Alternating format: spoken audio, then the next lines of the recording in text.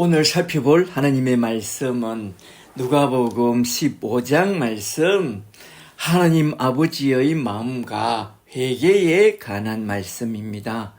오늘 또 누가복음 15장 말씀을 가지고 그 뜻을 풀어나갈 때에 주께서 지혜와 계시의 영을 부어주사 하나님의 뜻과 복음 진리를 밝히 깨닫게 되는 귀한 시간이 되기를 간절히 축복합니다. 오늘 살펴보려고 하는 누가복음 15장을 가만히 살펴보면 누가는 하나님이 기뻐하시는 회개를 중심 주제로 하여 1년의 세 가지 이야기를 하나로 묶어서 쭉 써내려가고 있는데요. 그 첫 번째 이야기는 이런 양을 찾아서 너무나도 기뻐하면서 그 양을 어깨에 둘러매고 집으로 돌아오는 선한 목자 이야기와, 둘째는 이런 드라크마를 찾아서 너무나도 기뻐하는 여자의 이야기와, 셋째는 잃었던 아들이 돌아와서 너무나도 기뻐하면서 잔치를 벌이는 아버지의 이야기인데요. 이러한 세 가지 이야기는 회개라는 하나의 주제를 갖고 쭉 다루어 나가고 있는데요. 여기서 말하는 회개란 뭐냐? 오늘 본문 말씀을 보면 회개란 잃어버렸다가 되찾게 된 수동태의 회복을 말하고 있는데요. 전에 누가복음 13장에서는 불교의 불법성이라는 이 세 단어를 가지고 회개에 대하여 한번 쭉 살펴보았는데요. 기억나시죠? 오늘은 누가복음 15장에 나온 이 세 가지 비유 속에 담겨 있는 회개, 메타노이아에 대하여 한번 쭉 살펴보도록 하겠습니다. 한번 잘 들어보세요. 첫째로 먼저 첫 번째 대지로 넘어가서 누가복음 15장 4절부터 7절에 나온 첫 번째 이야기부터 한번 쭉 살펴보도록 하겠습니다. 15장 1절부터 잘 보세요. 1절에 모든 세리와 죄인들이 말씀을 들으러 가까이 나오니 바리새인과 서기관들이 수군거려 이르되 이 사람이 죄인을 영접하고 음식을 같이 먹는다 하더라. 여기 이 사람이 하는 거 보니까는 예수를 추종하는 자는 아닌 것 같아. 빼딱한 사람들 같아. 이에 예수께서 그들에게 이 비유로 이르시되 하면서 시작하여 세 가지 비유를 쭉 말씀해 나가고 있는데요. 잘 보세요. 이 비유는 1차적으로 누구에게 하신 말씀이죠? 예수님이 세리와 죄인들과 식사 교제를 나눈다고 비판하면서 수군거리는 저 바리새인과 서기관들을 대상으로 하여 1차적으로 하신 말씀입니다만, 이 말씀은 바리새인과 서기관들 뿐만 아니라 거기에 모여있는 모든 사람이 다 들으라고 꺼낸 그러한 비유의 말씀이죠. 3절부터 잘 보세요. 3절에 예수께서 그들에게 이 비유로 이르시되 너희 중에 어떤 사람이 양 100마리가 있는데 그 중에 하나를 잃으면 99마리를 들에 두고 그 잃은 것을 찾아내기까지 찾아다니지 아니하겠느냐. 또 찾아낸 적 즐거워 어깨에 메고 집에 돌아왔어 그 벗과 이웃을 불러 모으고 말하되 나와 함께 즐기자. 나의 잃은 양을 찾아 내놓으라 하리라. 내가 너에게 이르노니 이와 같이 죄인 한 사람이 회개하면 하늘에서는 회개할 것이 없는 의인 99으로 말미암아 기뻐하는 것보다 더하리라. 아멘. 여기서 주님이 말하고 싶었던 주제는 뭘까요? 회개, 메타노이아입니다.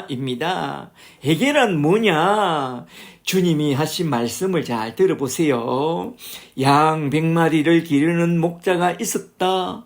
이 말을 듣고 있던 청중들은 지극히 당연하게 그러면 최소한 목동을 한두 명은 고용했겠네? 그리 생각하고 듣고 있습니다. 그리고 또 보면 99마리를 내비두고 양을 찾아가지고 99마리로 돌아온 게 아니라 집으로 돌아왔어. 그럼 목동들이 집으로 양을 다 끌고 왔다는 거야. 함께 다 돌아온 거지. 문맥 구조를 보면 뻔한 답인데, 그러니까 주석을 봐라 이거지. 그런데 100마리 중에 한 마리를 잃어버렸다? 그렇다면 99마리는 목동에게 맡겨두고 목자는 그 잃어버린 양을 찾아내기까지 마구 그냥 찾아다니지 않았겠느냐? 라고 질문을 던지고 있는데요. 여기서 중요한 단어는 하나를 잃으면 로스트라는 이 단어입니다. 주님은 이 단어를 사용해서 목자의 책임과 의무를 딱 언급하고 있습니다. 여기에 나온 로스트라는 단어에서 루저라는 단어가 나왔는데요. 교회 안에도 교회 밖에서도 로스트로서 루저가 된 양들이 종종 있다는 것입니다. 학교에서나 직장에서나 심지어 가정에서도 교회에서도 로스트와 루저가 꼭 있다는 거요. 주님은 그런 루저들을 잘 보호하고 잘 챙겨주라고 구약 내내 이야기했습니다. 특별히 고아와 가부와 나그네와 그리고 세리와 장기와 죄인들을 친히 찾아가서 구원으로 인도해 주는 것이 우리 주님의 마음이잖아요. 누가복음 19장 10절에서 우리 주님은 자신이 세상에 온 목적에 대해서 이렇게 말씀하고 있습니다. 누가복음 19장 10절에 인자가 온 것은 잃어버린 자를 로스트와 루즈를 찾아 구원하려 함이니라. 이게 우리 주님이 이 세상에 오신 뜻이라고 말하고 있습니다. 주님 입을 통해서 말하고 있죠. 어떤 백인 교회에서 한 흑인이 쫓겨나서 예배당 밖에서 혼자 앉아 있는데 예수님이 찾아와서 하신 말씀이 나도 저 교회에서 쫓겨났다고 하는 그 유명한 이야기를 우리는 참 많이 들어왔죠. 그래서 주님은 루즈가 된 그 양을 찾아가서 그 양을 딱 데리고 집으로 돌아와서는 그 북과 이웃을 불러 모아서 함께 잔치를 벌이면서 말합니다. 나와 함께 즐기자. 살찐 송아지를 잡으라. 나의 잃어버린 양을 찾아노라 하면서 크게 기뻐합니다. 그런데 이런 양을 찾았다. 그런데 살찐 소를 잡았다. 이게 말이 됩니까?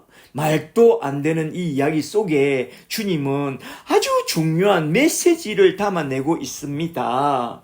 주님은 이 이야기를 통해서 해결한 무엇인지 이에 대한 정의를 딱 내리고 있죠. 7절을 잘 보세요. 7절에 이와 같이 죄인 한 사람이 회개하고 돌아오면 하늘에서는 회개할 것이 없는 의인 99으로 말미암아 기뻐하는 것보다 더 기뻐하리라. 아멘. 이렇게 잃어버린 양을 찾아내서 즐거운 마음으로 그 양을 어깨에 둘러매고 아버지의 집으로 돌아오는 그걸 가리켜 한마디로 회개라고 말씀하고 있습니다. 여기서 우리가 꼭 기억해 두고 넘어가야 할 단어가 있으니 회개, 메타노이아입니다. 회개란 주님이 잃어버린 양을 찾으러 내려오사 그 양을 찾아서 어깨에 메고 말하냐면 어깨에 십자가를 지고 아버지 집으로 양을 찾아 데리고 온 것을 한마디로 말해서 회개라고 딱 정의하고 있습니다. 회개란 우리 편에서 뭔가 잘못했다고 울고 불고 난리를 치는 그게 회개가 아니라고 말하고 있습니다. 사람들은 성경을 잘못 해석하여 회개란 우리 편에서 뭔가 죄를 토설하면 그 죄가 해결될 것처럼 울고 불고 난리를 치는 것을 회개라고 생각하는데요. 그건 인본주의 상승신학자들이 지어낸 순 엉터리 회개론입니다. 속지 마세요. 회개란 주님과 주님의 종들이 잃어버린 우리를 찾아와서 강건하여 주님의 집으로 데리고 온 그런 상태를 회개라고 말합니다. 이러한 성경적인 회개 구원론을 잘 알아두어야 합니다. 아시겠죠? 이제 두 번째 대지로 넘어가서 15장 8절부터 10절에 나온 두 번째 이야기를 한번 좀 살펴보도록 하겠습니다. 8절부터 잘 보세요. 8절에 어떤 여자가 10 드라크마가 있는데 그 하나를 잃으면 등불을 켜고 집을 썰며 찾아내기까지 부지런히 찾지 않겠느냐. 또 찾아낸 적 벗과 이웃을 불러 모으고 말하되 나와 함께 즐기자. 내가 잃은 드라크마를 찾아내었노라 하리라. 내가 너에게 이르노니 이와 같이 죄인 한 사람이 회개하면 하나님의 사자들 앞에 기쁨이 되느니라. 이번에는 잃어버린 드라크마를 찾은 여자 이야기가 딱 나오는데요. 여기에 나온 드라크마는 헬라의 화폐 단위로서 로마의 화폐 단위인 데나리온과 함께 일꾼의 하루 품삯이라고 해요. 지금으로 말하자면 10만 원 정도의 가치가 있는 그런 은전이죠.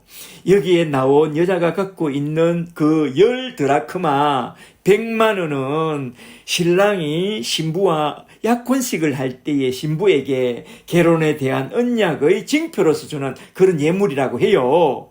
이건 결혼식 날까지 반드시 자기 품에 꼭 간직하고 있어야 할 그런 혼인 약속에 대한 징표인데 만일 그 중에 하나라도 잃어버리면 큰일 난대요. 말하자면 부주의하다고 소박을 받게 된다는 거요. 그래서 잃어버린 그 하나를 반드시 찾아낼 때까지 등불을 켜고 밤을 새워서라도 부지런히 찾지 않겠느냐고 하면서, 그러니까 이제 결혼식이 바로 코앞에 다 있으니까 밤을 새워서 찾아내야 되는 거죠. 듣고 있는 모든 자들이 다 공감하고 있는 그런 이야기를 두 꺼내서 이렇게 비유로 말씀했다는 것입니다. 주님이 이 이야기를 꺼내든 이유가 뭐죠? 10절에서 정확하게 말하죠. 회개라고 말입니다.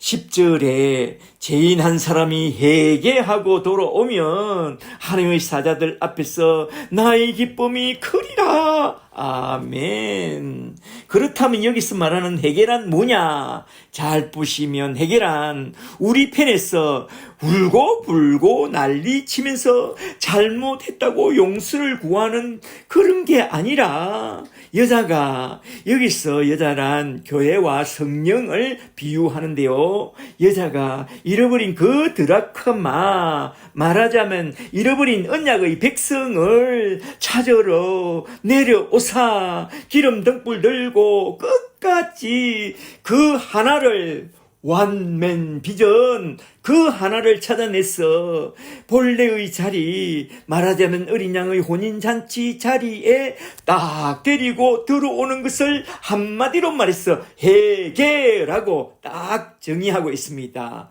우리 주님이 말씀하고 있는 이 정의를 잘 보세요. 첫째로 잃어버린 어린 양을 되찾은 그 이야기도 그렇고, 둘째로 잃어버린 드라크마를 되찾은 그 이야기도 그렇고, 셋째로 집을 나간 당자가 되돌아온 그 이야기도 그렇고, 회개란 인간 편에서 무엇을 하는 그런 게 회개가 아니라 하느님 편에서 잃어버린 것을 찾아서 돌아오는 그게 회개라고 딱 말해 주렸고, 이러한 세 가지 비유를 언급한 것입니다. 말하자면 저 악한 바리새인들과 선한 주님의 제자들 앞에서 회개와 구원은 인간의 의지나 인간의 행위에 달려 있는 게 아니라 하나님의 열심에 달려있는 그런 것이라고 회개와 구원을 정확하게 설명해 주려고 이러한 세 가지 비유를 쭉 언급한 것입니다. 여기에 나온 비유 중에 핵심은 또 하나입니다. 어린 양 하나, 드라크마 하나, 당자 하나 완면 비전을 우리 주님은 참 자주 이야기하고 있습니다. 그걸 잘 보셔야 합니다.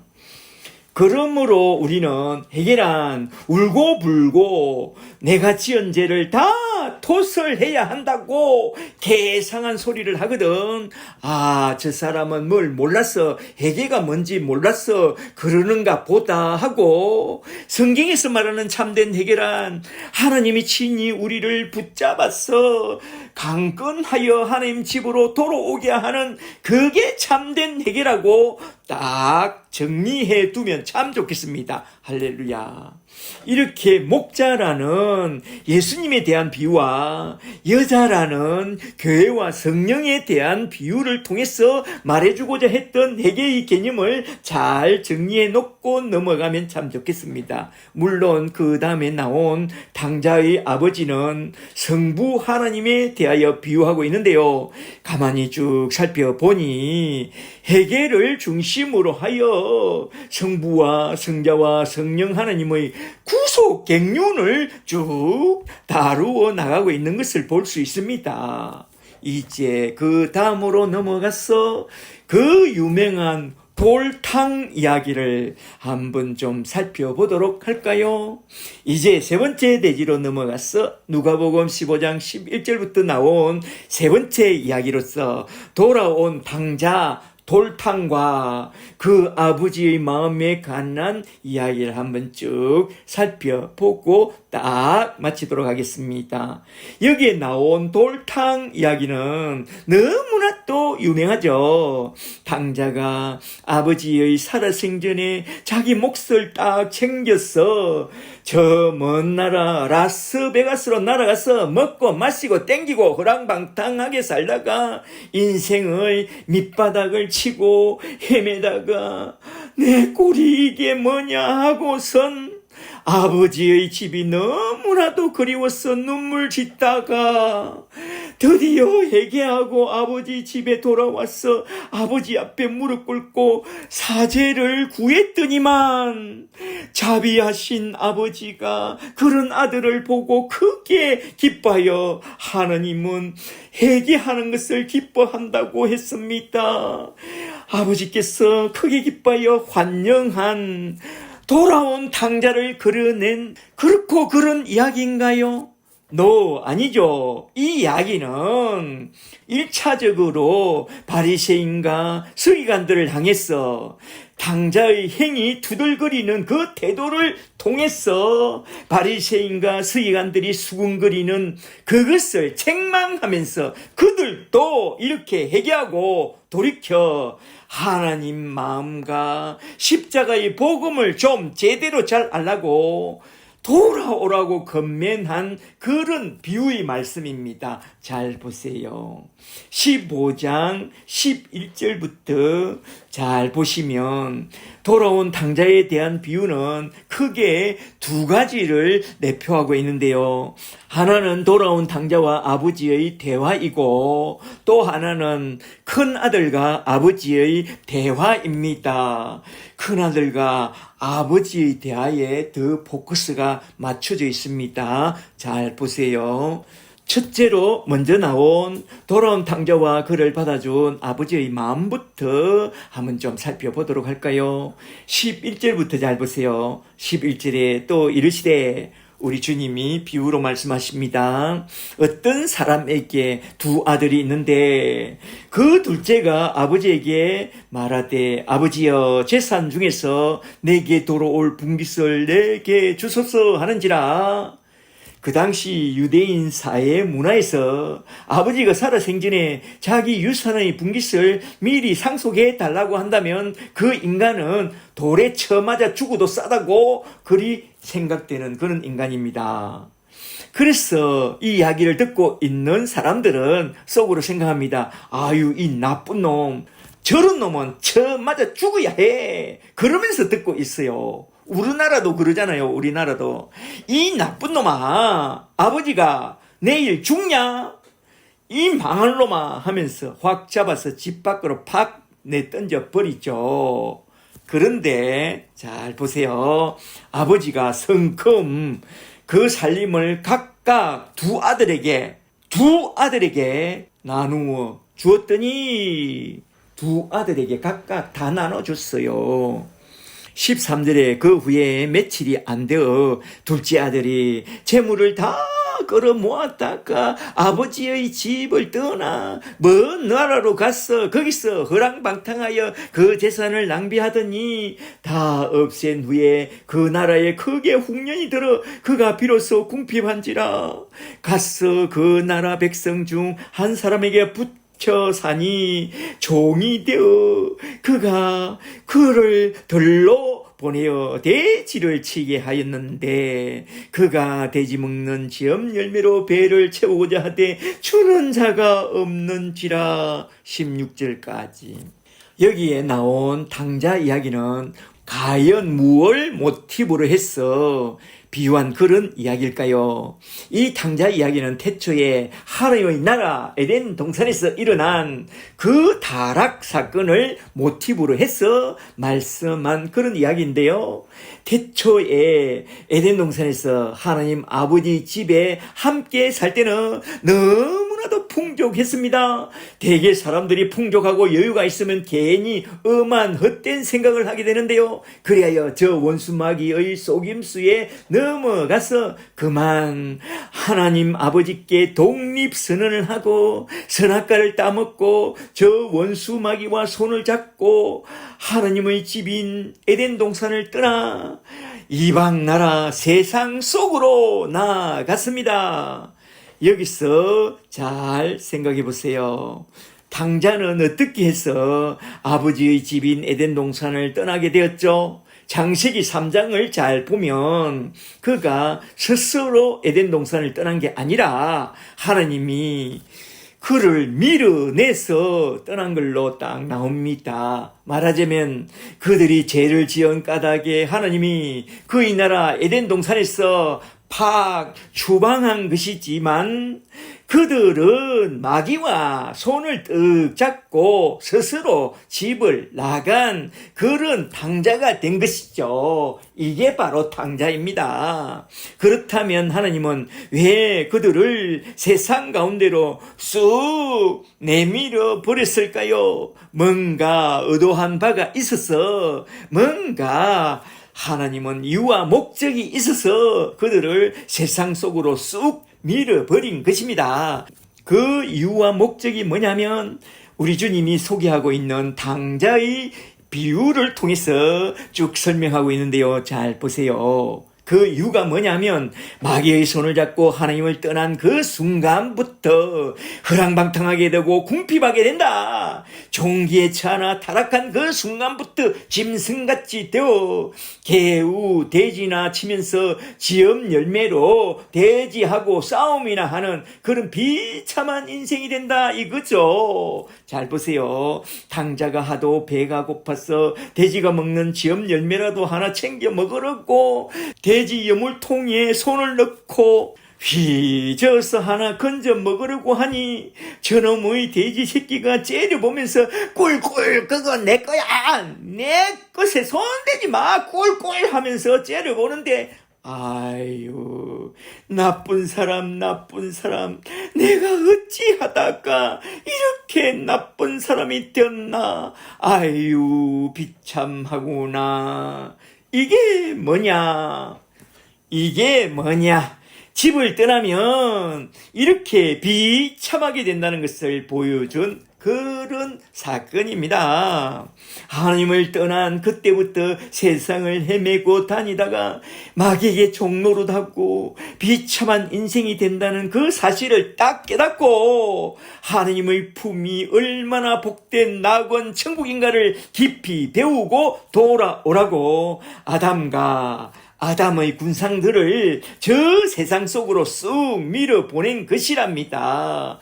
이제 잘 아시겠어요? 온갖 좋은 것들은 모두 다 위로부터 빛의 아버지께로부터 내려온다고 했습니다. 야고보서 1장 17절에.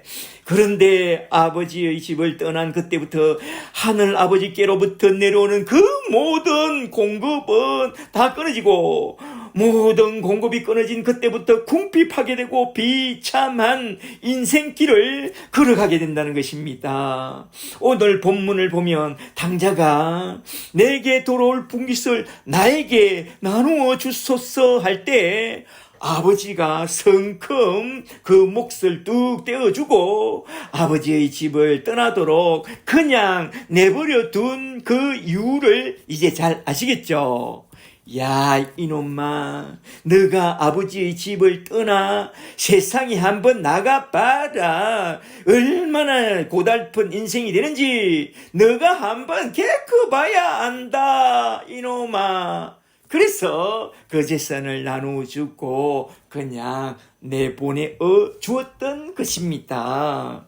그렇다면 여기 셋째 대목에서 우리 주님이 다루고자 한 주제는 무엇이냐? 탕자의 죄와 회개입니다.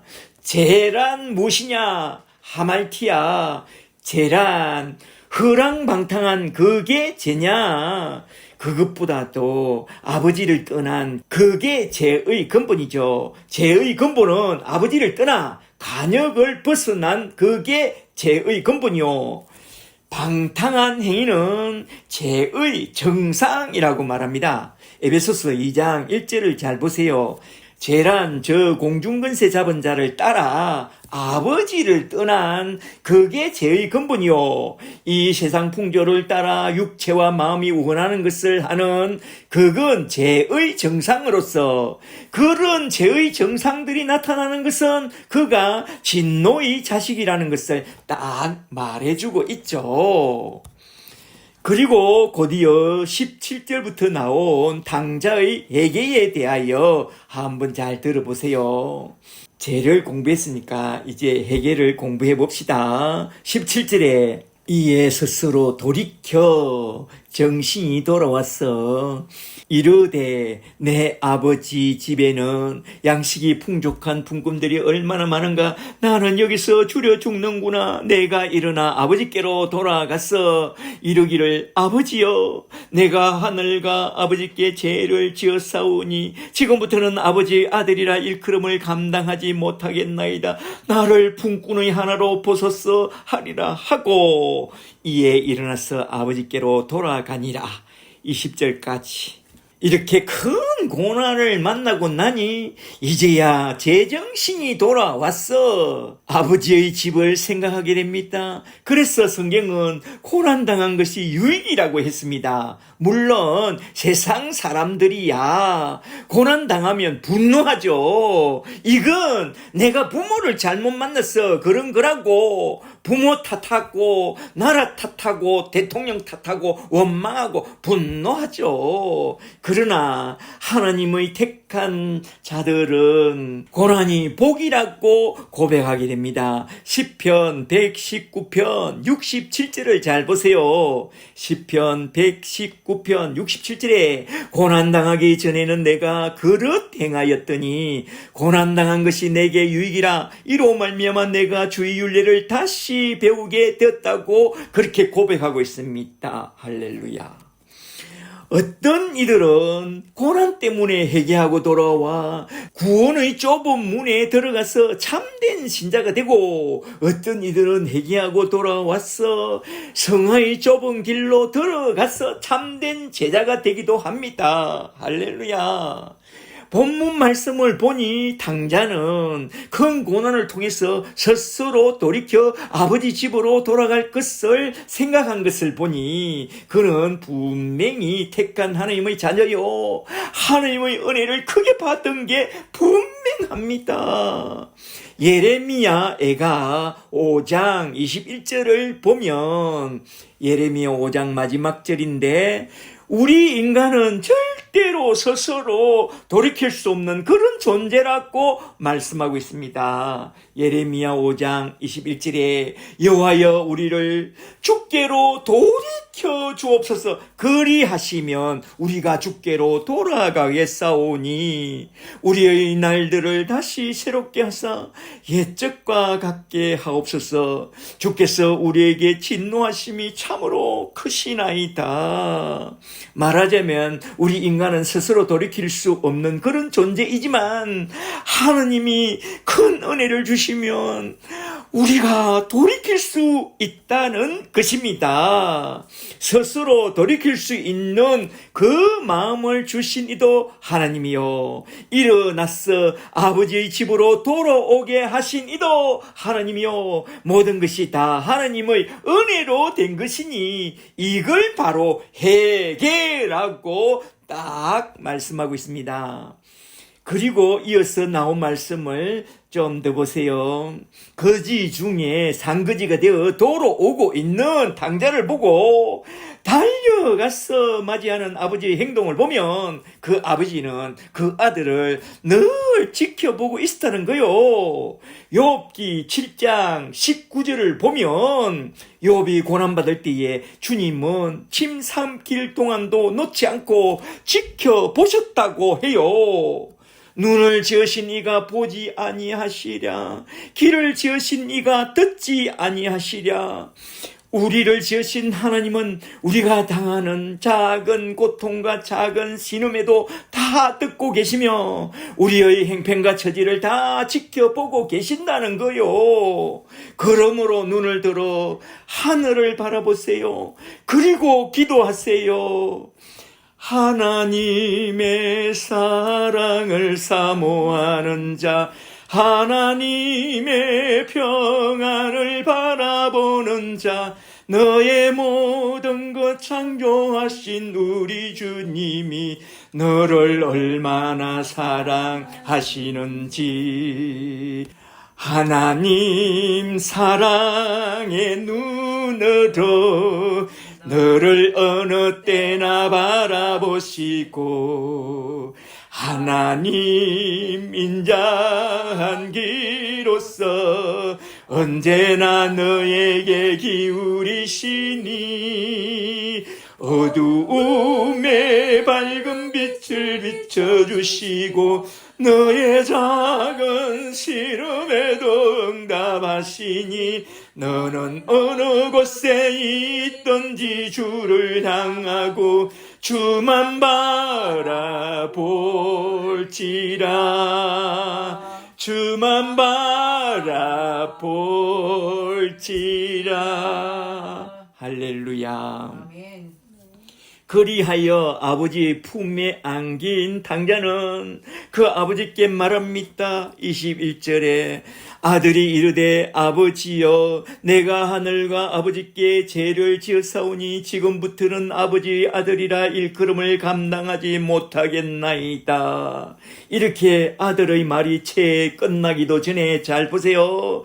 22절에 아버지는 큰 소리로 외칩니다. 종들에게 이르되 첫째로 제일 좋은 옷을 내어다가 입히라. 그게 무슨 옷이냐? 예수 그리스도의 피로 씻어낸 의 두루마기를 내어다 입히라 이거죠. 둘째로 손에 가락지를 끼우라. 이게 무슨 가락지냐? 새 언약의 가락지죠. 셋째로 발에 신을 신기라. 이건 또 무슨 신이냐? 복음의 신입니다.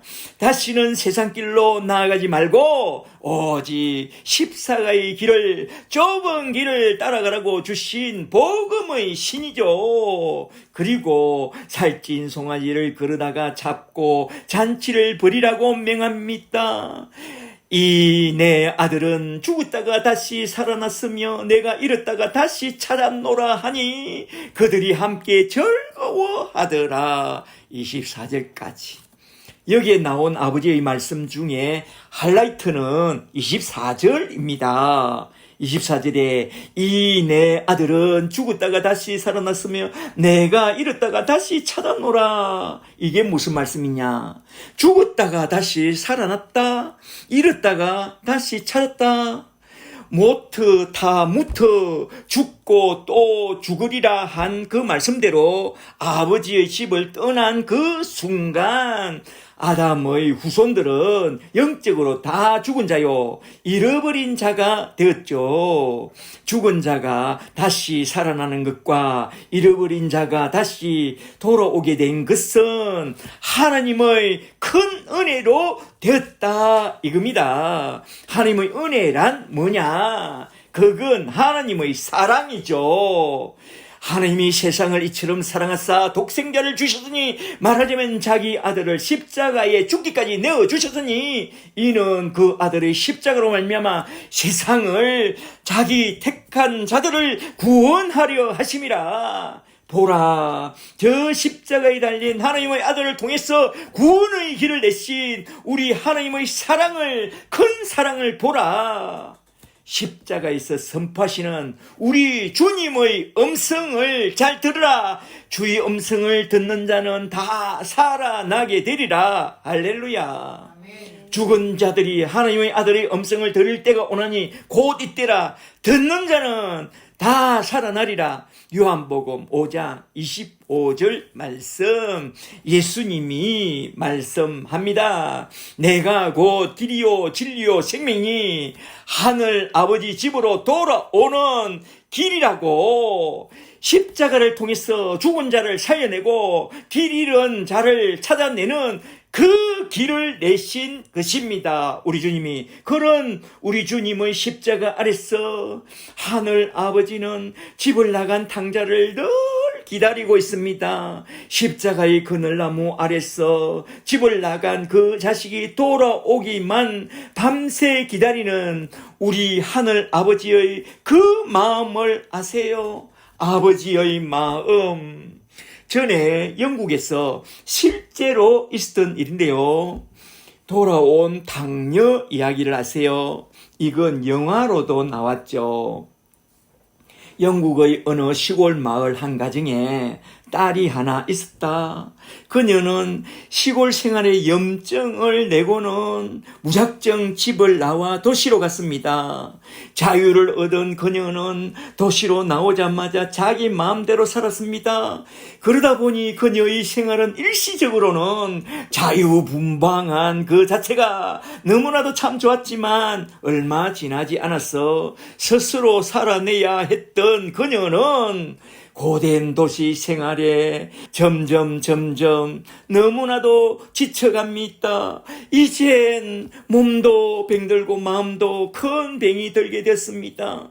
정말로 수고하고 무거운 이 짐스러운 내 인생을 이제 그만 끝내고 싶었습니다. 숱한 고민 속에 스스로 목숨을 끊을 결심을 했답니다. 그런 결심을 하고 나니 제일 먼저 떠오르는 것이 고향에 계신 우리 부모님의 얼굴이었답니다. 그래, 죽기 전에 마지막으로 먼 발치 애쓰나마 부모님의 얼굴을 보고 작별 인사 드리고 나는 떠나가리라. 그런 마음으로 고향집으로 향했습니다. 그리하여 집에 도착했을 때는 한밤중이었는데요. 그래도 정들었던 고향인지라 시골의 사방 풍경은 모두 다 은은히 달빛에 뚜렷이 알아볼 수 있답니다. 자기 집과 자기가 가꾸었던 장미 넝쿨들, 고향에는 봄이 왔는데 나는 이게 뭔가 하면서 그냥 왠지 자기도 모르게 눈물이 흐르면서 어머니, 아버지 이름이라도 불러보고 싶었답니다. 작은 소리로 흐느끼며 담장 아래 주저앉아 어머니, 아버지 신음하듯이 불러보았답니다. 바로 그때였습니다. 갑자기 대문이 열리더니 아버지가 뛰어나와서 그녀를 버럭 얼싸안고 소리칩니다. 애야, 너가 맞구나. 어떻게 살았니? 뭘 하고 살았니? 얼마나 보고 싶었는지 아느냐? 너가 집을 나간 후로부터 얼마나 보고 싶었는지 밤마다 문 열어놓고 마음 졸이며 눈물로 기도하며 너가 돌아오기만 기다리며 숱한 세월을 기다렸단다. 그런데 어젯밤에 너가 돌아오는 꿈을 꾸고 우리가 얼마나 기다렸는지 모른단다. 애야, 들어가자. 어서 들어가어요. 이렇게 끌어안고 반가이 맞아주시는 아버지와 어머니의 그 모습을 보세요. 이게 바로 부모님의 마음이랍니다. 할렐루야. 하늘에 계신 우리 아버지의 마음도 우리가 다시 돌아오기를 얼마나 기다리는지 모릅니다. 탕자의 아버지를 잘 보세요. 하나님이 세상을 이처럼 사랑하사 독생자를 주셨으니 우리를 위하여 자기 아들을 십자가에 내어주신 그 사랑, 하늘 아버지는 오늘도 내일도 십자가 아래서 우리가 돌아오기를 기다리고 계신답니다. 어서 돌아오, 어서 돌아마노. 우리 주는 날마다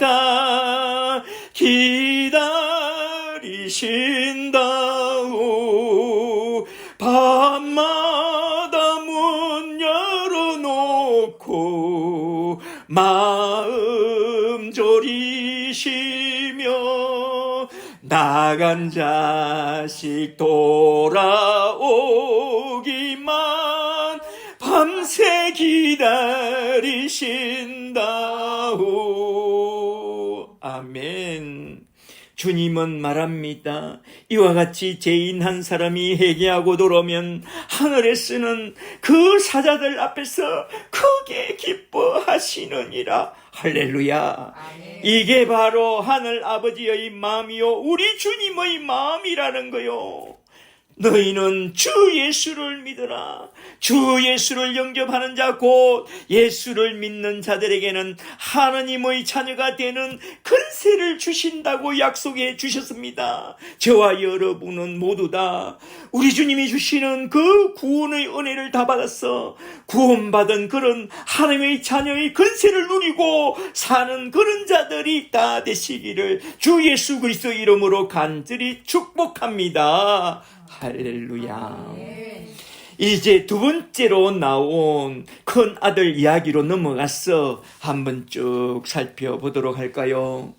우리 주님이 말씀해 주고자 한 이 교훈의 핵심 하이라이트는 바로 이 둘째 대목인데요. 15장 25절부터 잘 보세요. 25절에 맏아들은 밭에 있다가 돌아와 집에 가까이 왔을 때 풍악과 춤추는 소리를 듣고 한 종을 불러 이게 무슨 일인가 물은데 대답하되 당신의 동생이 돌아왔음에 당신의 아버지가 그를 다시 맞아들이게 됨을 인하여 살찐 송아지를 잡았나이다 하니 그가 노하여 들어가고자 하지 아니하거늘 아버지가 듣고 나와서 근한데 그가 아버지께 대답하여 이르되 내가 여러 해 동안 아버지를 섬겨 둘러서 섬겨 명을 하나도 어김이 없으거늘 나에게는 염소 새끼 한 마리라도 내어주어 나와 내 벗으로 즐기게 하신 일이 없더니 아버지의 살림을 장기들과 함께 삼켜버린 이 아들이 이 자식이 돌아오매 그를 위하여 살찐 송아지를 잡았나이다. 이게 뭐 하는 겁니까? 그세게 항의하니 아버지가 이르되 애야 너는 항상 나와 함께 있었으니 내 것이 다 너희 것이로 돼. 두 사람 각각 다 분깃을 나누어 줬잖아. 너희 아버지 것은 없고 모든 것이 네 것이다. 그것도 몰랐니? 32절에 이 내 동생은 죽었다가 살아났으며 내가 잃었다가 찾았으니 우리가 함께 즐거워하고 넉넉한 마음으로 기뻐하는 것이 마땅하지 않겠느냐.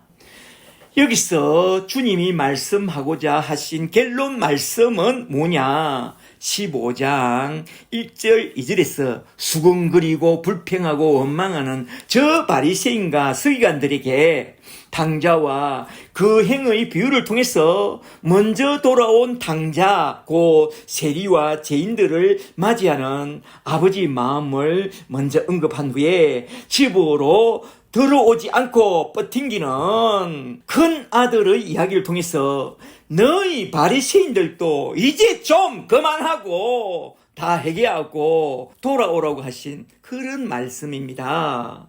이게 주님이 하시고자 하신 결론 말씀이죠. 당자와 같은 저 세리와 죄인들이 회개하고 돌아와 아버지 집에서 기뻐하고 즐거워하는 것처럼 너희 바리새인과 서기관들도 제발 좀 회개하고 돌아와서 내 상에서 함께 먹고 마시고 즐거워하자 이 말입니다. 그런데 큰아들은 지금 어떻게 하고 있습니까? 분노합니다. 앵글이 화가 잔뜩 나 있어요. 화가 나 있는 저 바리새인과 서기관들과 똑같은 이미지로 큰아들이 말합니다. 15장 28절을 잘 보세요. 그가 노하여 들어가기를 거절하거늘 리푸저합니다. 그는 왜 그리 거절하고 분노하고 있죠? 아버지가 하는 행동에 화가 나서 그런 거죠. 말하자면 하나님의 아들 메시아라는 양반이 맨날 저 세리와 창기와 죄인들 같은 저 부정한 잡것들과 맨날 잔치하고 돌아다니니 왜 그러느냐, 우리를 좀 봐달라고 그렇게 말하고 있는 것입니다. 큰 아들이 크게 화를 낸 그 이유가 뭔지 아세요? 실제적인 이유는 첫째로 그는 당자들처럼, 말하자면 세리와 창기와 죄인들처럼 집을 나가서 고생해 본 적이 없어서 그런 것이고, 둘째로 또 그가 아버지가 되어 본 적이 없어서, 거듭난 적이 없어서 아버지의 마음을 잘 몰라서 그런 것입니다. 그런 사람들은 늘 교회 안에 있지만 십자가의 은총을 제대로 이해하지 못하니까 아주 이기적인 신앙인이 되어 저 바리새인과 서기관들처럼 늘 남을 정죄하기만 합니다. 참되고 바른 신앙은 우리는 잘 압니다. 하나님을 사랑하고 또한 내 교회 사람들을 내 몸같이 사랑하며 불가촉 죄인들이라고 비난받는 자들도 품어주는 그게 참된 신앙이라고 잘 알기는 알지만 십자가의 사랑을 받아본 적이 없으니까, 거듭난 적이 없으니까 다른 사람을 품어주는 그런 아비의 마음이 없는 거죠. 그러니까 복음을 듣고 성령을 받고 거듭나야 됩니다. 오히려 기득권 신자라고 텃세 부리고 묵은 닭처럼 빡빡 쪼아서 시험 들게 해서 내쫓아 보냈죠. 아유, 그러면 안 됩니다. 그런데 그러는 저 큰아들이 아버지께 하는 말을 한번 잘 들어보세요. 이게 신앙인입니까? 29절입니다. 29절에 내가 여러 해 동안 아버지를 섬겨 둘러서 종처럼 섬겨 맹을 어김이 없거늘, 이게 율법주의 신앙이죠. 내게는 염소 새끼 하나도 주어 내 벗과 즐기게 하신 일이 한 번도 없더니 이게 뭡니까? 그러고 있습니다. 여기서 중요한 단어는 섬김이라는 이 단어인데요. 주님은 자주 쓰던 디아콘, 아들로서 섬김이라는 이 단어를 쓰지 않고 그동안 거의 쓰지 않던 둘로서, 종으로서 섬김이라는 이 단어를 딱 써서 큰 아들의 신앙 상태를 이렇게 섬김, 둘로서라고 딱 대변해 주고 있는데요. 큰 아들은 열심히 아버지를 섬겼지만 따지고 보면 자기가 원하는 유산을 더 많이 얻기 위하여 마치 보상을 바라는 그런 종들처럼 아버지의 눈치나 보면서 행식적으로 열심히 섬긴 그런 유대 율법주의 신앙이었다고 우리 주님은 큰아들의 입을 통해서 섬김이라는 단어를 통해서 그 신앙을 확 폭로하면서 너희 바리새인과 서기관들도 그게 문제라고 딱 지적하고 있습니다. 이러한 주님의 말씀을 듣자마자 혹 우리 신앙의 문제점이 혹 폭로되거든 즉시 회개하고 우리는 돌이켜야 합니다. 아시겠어요? 잘 생각해 보세요. 나는 과연 어떻게 신앙생활하고 있는가? 우리가 기도하고 봉사하고 헌신할 때 뭔가 보상을 바라고 한다면 그건 바로 바리새인의 율법주의, 보상주의, 순엉터리, 기복주의 신앙이라는 거요. 그러나 우리가 기도할 때나 봉사할 때나 헌신할 때 그저 하나님께 받은 은혜에 감사해서 아무것도 바라지 않고 우리 교회 전도사님처럼 하나님의 교회와 내 이웃을 즐거이 섬기고 있다면 그게 진실로 참되고 복된 신앙입니다. 잘 생각해 보세요. 부모를 섬길 때 유산을 좀 더 많이 얻기 위하여 섬긴다면 그게 과연 부모님을 섬기는 것이냐? 돈을 섬긴 것이죠. 바리새인들은 돈을 사랑하는 자라. 범사에 돈 하더라. 돈 하면서 돈의 마음이 빼앗기면 참된 신앙생활을 하지 못합니다. 제가 전에 돈이 좀 있었는데요. 이거 어디에 투자하나? 예배당을 지어야 하나? 땅을 사야 하나? 이거 어디에 투자해야 하나? 하는 그런 마음 때문에 기도를 해도 늘 똔똔하고 뭘 해도 돈 하게 되더라고요. 돈 그러지 마세요. 돈을 사랑함이 일만학의 뿌리가 되나니 부하려 하는 자들은 시험과 올무와 여러 가지 어리석고 해로운 욕심에 떨어지고 믿음에서 떠나 파멸과 멸망에 빠지게 된다고 한 디모데전서 6장 9절 말씀이 정말로 참된 진리라는 것을 제가 뼈저리게 깨닫게 되었습니다. 하나님의 집에서 섬길 때나 내 이웃을 섬길 때 절대로 큰아들처럼 그렇게 보상을 바라지 말고 사심 없이 우리 전도사님처럼 잘 섬기세요. 그리하면 믿음에 큰 진보가 있으리라. 할렐루야. 아멘. 이제 끝으로 15장 31절에서 아버지가 큰 아들에게 하신 말씀만 좀 더 살펴보고 딱 마치도록 하겠습니다.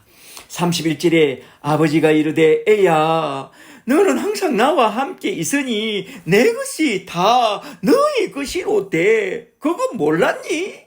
이 동생은 죽었다가 살아났으며 내가 잃었다가 얻었기로 우리가 함께 즐거워하고 기뻐하는 것이 마땅하다 하니라 하면서 아버지가 나가서 큰 아들을 건면하는 말씀으로써 이제 딱 끝을 맺는데요. 잘 보세요. 이게 우리 주님이 꼭 하고 싶었던 결론 말씀이죠. 결론적으로 주님은 저 세리와 죄인들뿐만 아니라 하늘나라 밖에 서성대는 저 바리새인과 서기관들도 다 하늘 아버지의 집으로 들어와서 모두 다 함께 참되고 신령한 영적 교제를 나누고 천국 복음의 즐거움을 함께 누리게 되기를 원하시는 우리 하늘 아버지의 마음을 이렇게 전해주고 있습니다. 큰 아들에게 다가가서 따뜻하게 건면하는 그 아버지의 말씀을 이렇게 빌려서 지금 바리새인과 서기관들에게 이렇게 따뜻하게 건면하고 있는데요. 너희도 모두 다 내가 이끄는 대로 이리로 나와서 회개하고 하늘 아버지의 즐거움에 참여하라. 내 동생은 죽었다가 살아났으며 잃었다가 찾았으니 우리가 함께 즐거워하고 기뻐하는 것이 마땅하니라. 알겠느냐? 여기서 저는 가만히 생각해 봤습니다. 우리 주님이 그 아버지의 따뜻한 말을 빌려서 저 밖에서 수군거리며 서성대는 바리새인과 서기관들을 건면하여 그들도 모두 다 회개하고 돌아와서 하나님 나라 천국에서 우리 주님이 베푸시는 천국 잔치를 함께 누리게 되기를 바라면서 이러한 세 가지 비유를 했다는 것입니다. 첫째로 잃어버렸던 양을 찾는 목자라는 예수님의 기쁨에 대한 비유와 둘째로 잃어버렸던 드라크마를 찾은 여자라는 교회와 성령님의 기쁨에 대한 비유와 셋째로 돌아온 탕자와 집에 있는 큰 아들까지 회개하기를 간절히 바라는 아버지 성부 하나님의 마음에 대한 비유를 통해서 주님은 하나님의 나라 밖에서 겉돌고 있는 모든 이들에게 이렇게 조용히 건면한 것입니다. 어서 들어오라고, 지금 구원의 문이 열렸을 때에 지금 어서 들어오라고 간곡하게 건면한 것입니다. 할렐루야. 이렇게 우리 주님이 들려주시는 이 말씀을 잘 듣고 지금 구원의 문이 열려 있을 때 지금 회개하고 돌아와서 나를 위해 오셨고 나를 위해 십자가에 달린 우리 주님의 십자가, 구원의 십자가를 바라보고 예수 십자가의 복음을 온전히 믿고 복음과 함께 성령까지 딱 받고 오늘부터 말씀의 인도와 성령의 인도를 따라서 오직 믿음으로 살다가 우리 주님이 올라오라고 하시는 날에 우리 모두 다 한 사람도 빠짐없이 저 하늘나라 천국으로 다 들려 올라가게 되시기를 주 예수 그리스도 이름으로 간절히 축복합니다. 축복합니다. 이제 끝으로 오늘 살펴본 누가복음 15장 말씀을 한번 쭉 정리해보고 딱 마치도록 하겠습니다. 첫째로 이런 양을 찾아서 어깨에 메고 돌아오는 목자 이야기를 통해서 주님은 자기의 택한 자들을 구원하기 위해서 십자가를 짊어지고 가셨다는 그 놀라운 구원의 진리를 한번 쭉 살펴보았고, 둘째로 이런 드라크마를 찾아서 너무나 또 기뻐하는 여자 이야기를 통해서 주님은 그가 보내신 성령과 교회를 통해서 잃어버린 자를 찾아서 구원하는 그 큰 사랑을 한번 쭉 살펴봤습니다. 셋째로 돌아온 당자와 대문에 서성거리는 큰 아들을 집으로 불러들이는 아버지의 마음을 통하여 우리 주님은 오늘도 내일도 성령의 음성을 듣고 돌아온 자들에게 그 종들을 명하여 첫째로 구원의 옷부터 입혀주고, 둘째로 영원한 언약의 반지를 끼워주고, 셋째로 복음의 신발을 신겨주사 이제는 좌로나 우로나 치우치지 않고 오직 믿음의 길을 잘 달려가면서 저 하늘나라 천국에 골인할 때까지 온전한 길로 강건적으로 컴펠로 이끌어 주시겠다고 건면하는 그 말씀까지 한번 쭉 살펴보았습니다.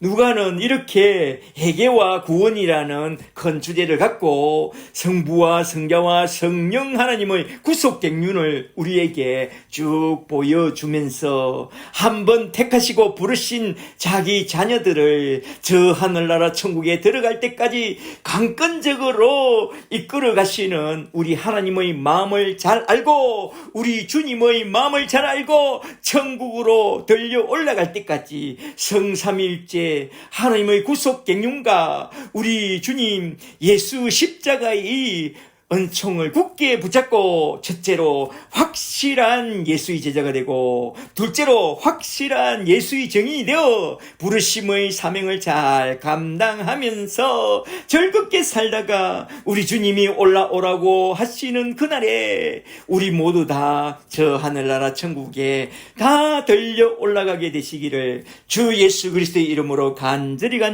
축복합니다. 축복합니다. 할렐루야.